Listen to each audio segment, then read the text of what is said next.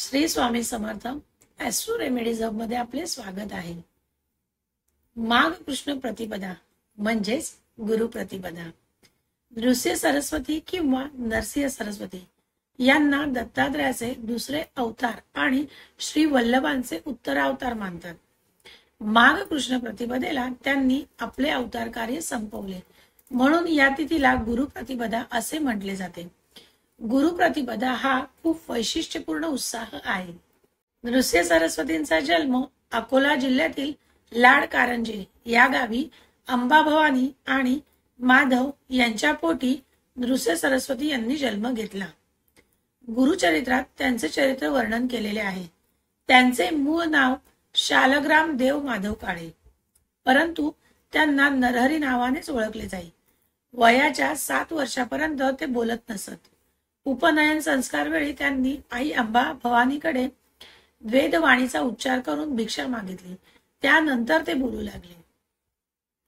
नृसिंह सरस्वती यांचे अवतार कार्य आता आपण पाहू। वयाच्या 8व्या वर्षी माता पित्याचा आशीर्वाद घेऊन ते बद्री केदारला गेले। वाटेत काशी मुक्कामी त्यांची गाठ कृष्ण सरस्वती या वृद्ध संन्याशांशी पडली।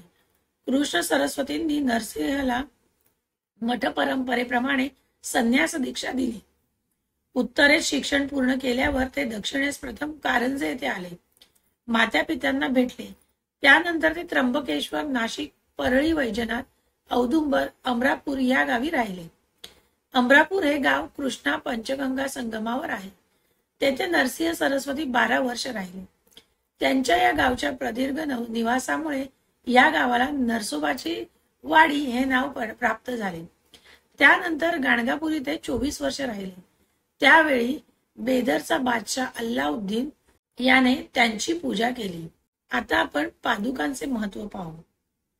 आजच्या तिथीला नरसिंह सरस्वती स्वामी महाराजांनी श्री क्षेत्र गाणगापुरी येथे आपल्या निर्गुण पादुका स्थापन करून अवतार कार्य संपवले होते।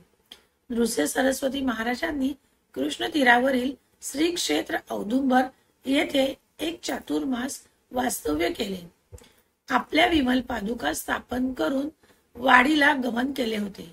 अश्विन कृष्ण द्वादशी श्री गुरु द्वादशीच्या मुहूर्तावर आपल्या मनोहर पादुका स्थापन करून गाणगापुराकडे प्रयाण केले। या तिन्ही पादुकांना विशेष नावे आहेत। विमल पादुका व मनोहर पादुका या पाषाणाच्या असून निर्गुण पादुका कशापासून बनलेल्या आहेत याची माहिती कोणालाच नाही। विमल पादुका सोडून बाकी अन्य 2 पादुकांच्या नावांचे संदर्भ श्री गुरुचरित्रात पाहायला मिळतात। औदुंबर येथे नृसिंह सरस्वती महाराजांनी एक चातुर्मास आपल्या अनुष्ठानात व्यतीत केला होता।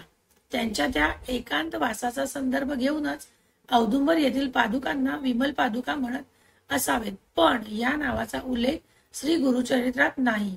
विमल म्हणजे अत्यंत शुद्ध, कोणताही मल दोष नसणाऱ्या पादुका। महाराष्ट्रातील दत्त संप्रदायाचा प्रारंभ नरसिंह सरस्वतींच्या अवतार चरित्रातून झाला असे मानले जाते।